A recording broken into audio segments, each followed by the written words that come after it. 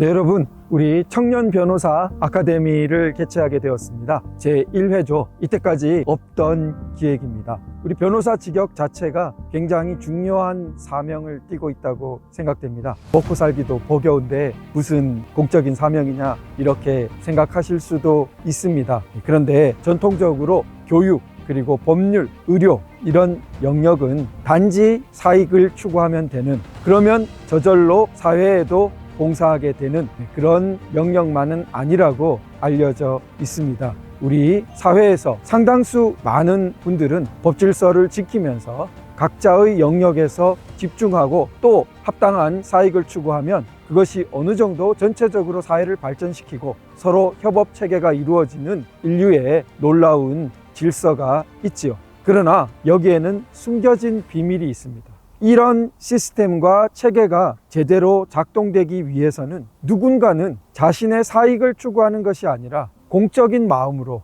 객관적인 정의를 잃지 않고 또 그러한 공정한 마음으로 사회의 여러 현상을 관찰하고 또 이해하고 그런 면에서 여러 가지 제도를 설계하고 또한 제도를 운영하고 또 여러 가지 법규를 적용하고 그러한 활동을 하는 층이 분명히 필요하다는 것입니다. 만일 이런 층이 전멸해 버린다면, 어느 순간 없어져 버린다면 각자 사익을 추구하면 사회가 제대로 굴러간다는 말은 듣기 좋은 허구가 되어버리고 말 것입니다. 역사상 그렇게 실증된 사회는 없다고 저는 단언할 수 있다고 생각됩니다. 잘 보이지 않지만 발전한 사회들에는 이러한 역할을 담당한 사람들이 있어 왔습니다.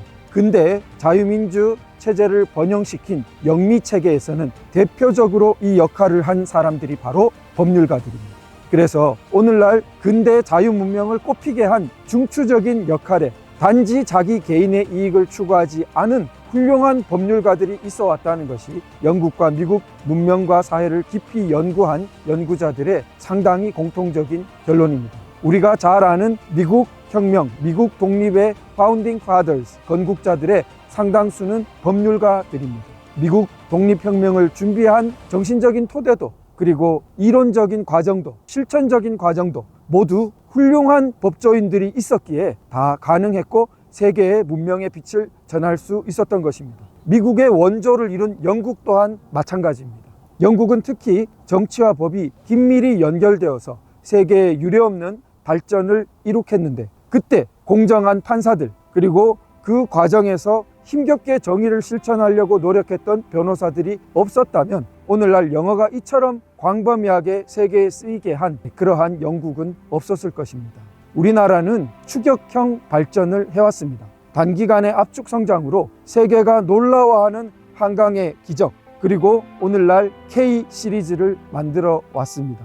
그러나 지금은 잠재적인 위기의식을 느끼고 있듯이 우리가 과연 이러한 눈부신 성장과 발전을 지속할 수 있는지 아니면 한때의 영광을 뒤로하고 몰락할 수도 있다는 그러한 위기감을 느끼고 있습니다. 바로 그 기적이 계속될 수 있기 위해서 가장 필요한 영역, 그것은 저는 훌륭한 법률가들이라고 생각합니다. 우리 사회의 체계가 한 단계 진화하기 위해서는 바로 앞에서 말씀드린 사익만을 추구하지 않는 훌륭한 법률가들이 각 영역에서 제대로 이론과 실천을 담당해 주어야만 우리 사회가 반드시 한 단계 도약하고 그리고 세계 문명에 빛내는 그러한 일익을 담당할 수 있다고 생각됩니다. 그런 마음을 가지고 오늘날 우리 한국 법조 현실을 돌아보면 어떻습니까? 한국 법조 현실에서는 이러한 법의 공익적 가치를 강조하는 부분이 상당히 취약했습니다. 농담으로 법학이 뭐냐 밥학이지 라는 말이 유행처럼 돌았던 것은 그냥 단지 웃을 일만은 아니라고 생각됩니다. 밥학을 넘어 진정한 법치를 향할 수 있는 이론적 교양이 우리 사회에 부족했던 것은 아닌가 우리가 돌아볼 때가 되었다고 생각됩니다. 그에 대한 반작용으로 이념적 편향성이 법조계에 만연했습니다. 오늘날 근대 자유민주 체제의 발전으로 보면 상당히 동떨어진 민족 지상주의적인 그리고 과거 공산주의에 깊이 침륜된 그리고 중국에 기울어진 전통 문화적인 이런 근대 자유민주 문명과 동떨어진 이념이 우리 법조계에도 상당히 침투했고 인권이라든지 정의라든지 공익이라든지 그럴듯한 말들로 포장되어서 법조계와 우리 사회를 상당히 혼란시켜 왔다고 생각됩니다. 이제 법학이라는 흐름, 그리고 잘못된 이념으로 침륜된 흐름, 이 두 개의 흐름을 모두 극복하고 새로운 법률가 세대가 우리나라를 빛낼 때가 되었다고 생각됩니다. 바로 그런 위대한 좋은 사명이 우리 청년 변호사들에게 있다. 저는 그렇게 생각하고 이 청년 변호사 아카데미를 기획하게 되었습니다. 저는 물론 그 앞길을 밝힐 교양과 실력이 부족합니다. 저보다 훨씬 뛰어나신 정말 우리나라의 기둥이라고 하실 수 있는 분들을 모셨습니다. 김홍우 교수님은 제 개인적으로 은사이시고 저는 그분을 만나 뵙고 많은 정말 성장과 변화를 했다고 깊이 느끼고 있습니다. 우리 유명한 말에 거인의 어깨 위에 앉은 난장이라는 말이 있죠. 자기가 마치 아무리 크려고 해도 거인의 어깨 위에 앉은 난장이보다 멀리 보지 못합니다. 바로 이런 역할을 해주실 수 있는 네 분의 강연자, 우리가 그 거인들의 어깨 위에 앉은 난장이로 세상을 본다면 차원이 다른 지평 보고 그것을 향해 더 한 단계 높은 꿈과 삶을 살아갈 수 있지 않을까 생각됩니다. 김홍우 교수님은 우리나라의 아마 정치 철학 분야에서는 최고가 아니실까 생각됩니다. 어렵기로 유명한 후설, 하이데거 이런 철학을 정치 철학에 연결시킨 대가시고요. 한국 정치사, 동양 정치 철학까지 연구하시고 만년에 법과 정치라는 주제에 천착하시게 되었습니다. 서양 정치학은 고래로 법과 정치를 굉장히 긴밀하게 놓고 연구해 왔는데 이런 점을 잊어버리고 정치학을 연구하니까 폭이 좁아졌다는 것이죠. 그리고 방향이 잘못 설정되기 쉬웠다는 것입니다. 그래서 법과 정치가 가장 잘 연결되어서 발전한 보통법을 중심으로 진정한 법치의 이념, 그리고 법과 정치가 어떻게 함께 잘 발전할 수 있는지를 큰 과제로 삼으셨습니다. 이번에 세계 근대 문명의 법치를 발전시키고 법과 정치의 모범이 된 영국 근대사, 그리고 그 중에서도 가장 정점인 명예혁명의 재성찰을 통해서 우리 사회의 법치를 어떻게 하면 한 단계 더 높은 차원으로 제시할 수 있는지 강연해 주실 것입니다. 그리고 이영훈 교수님은 경제사학계의 태두시지만 경제사에 머물지 않으시고 사회사를 깊이 연구하셨습니다. 사회사라고 하면 조금 생소하실 수 있는데 이를테면 촌락의 전통적인 형태를 소농사회라고 많이 지칭합니다. 각자 자신의 농사를 경영해 가지고 생활을 영위하는 그런 형태가 조선 후기부터 상당히 형성되어서 이것이 1960년대까지 굉장히 남아 있었다. 그런데 이 소농사회가 우리 한국의 눈부신 경제 발전의 토대를 이루었다. 이렇게 분석합니다. 경제와 사회가 굉장히 연결되어 있는 것이죠. 이런 사회와 경제의 변화를 도외시하고 우리가 정치나 문화나 역사를 보게 되면 상당히 왜곡되기 쉽다고 생각됩니다. 우리 법학이, 법률가들이 이런 넓은 지평과 탄탄한 기초 위에서 법을 대하지 못한다면 추상적이고 그리고 빈곤한 법 문화를 벗어나지 못할 것입니다. 바로 그런 면에서 우리의 시야를 확 넓혀주고 틔워줄 수 있는 명강의가 되실 것이라고 생각됩니다.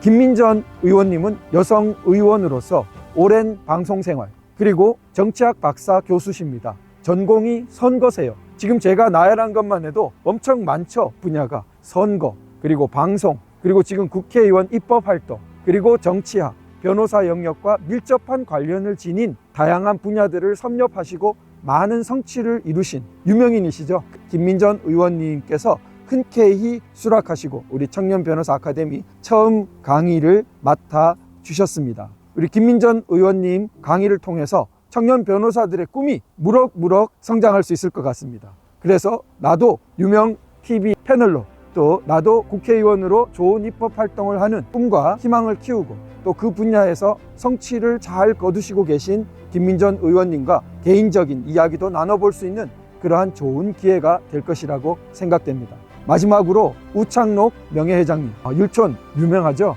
맨손의 변호사에서 시작해서 오늘날의 율촌의 기적을 이루었죠. 물론 여러분들이 이런 대형 법무법인의 기적을 이루었지만 그 중에 율촌도 정말 빛나는 스토리를 가진 그러한 법무법인의 별들 중에 하나죠. 그 산 역사를 가지고 계신 우창록 명예회장님을 통해서 변호사로서 나의 길, 정말 우리 청년 변호사, 청년의 무한한 미래가 있지 않습니까? 그러나 어떻게 순간의 선택을 해나가느냐, 내가 오늘 이 앞에 어떤 선택을 해나가느냐가 큰 차이를 만들 것입니다. 그때 어떻게 선택하고 어떻게 걸어가는 것이 좋을까? 훌륭히 앞길을 걸어가셨던 선배들로부터 좋은 멘토링, 조언을 듣는 것 이상의 길이 없지 않을까 생각됩니다. 우창록 회장님, 그러한 조언을 해주실 수 있는 정말 손꼽히는 분들 중에 한 분이 아닐까 생각되고요. 이렇게 네 분, 각각 한 분 모시기도 정말 쉽지 않은데 네 분이 연속으로 이 강연을 맡아주십니다. 4주 연속 함께 하시면 2024년 늦가을은 정말 내 인생의